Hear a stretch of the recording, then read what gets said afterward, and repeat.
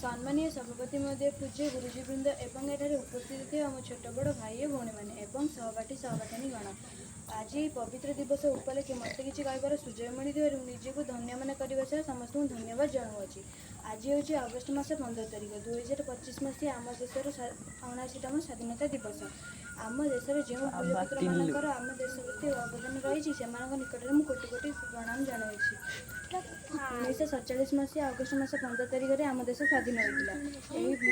बहुत वीरपुत्र मैंने आम देश को स्वाधीन करने लगी बहुत इंग्रेज मान सह लड़ाई करपरिक महात्मा गांधी, मंगल पांडे, सुभाष चंद्र बोस, लाला लजपत राय एमाने इंग्रेज विरोध में बहुत लड़ाई कर आज शपथ नवा देश मिलमिशी आम देश को स्वच्छ भारत रूपे गढ़ा और संपूर्ण देश भाव गढ़ा। मुझे मोर वक्तव्य शेष कर।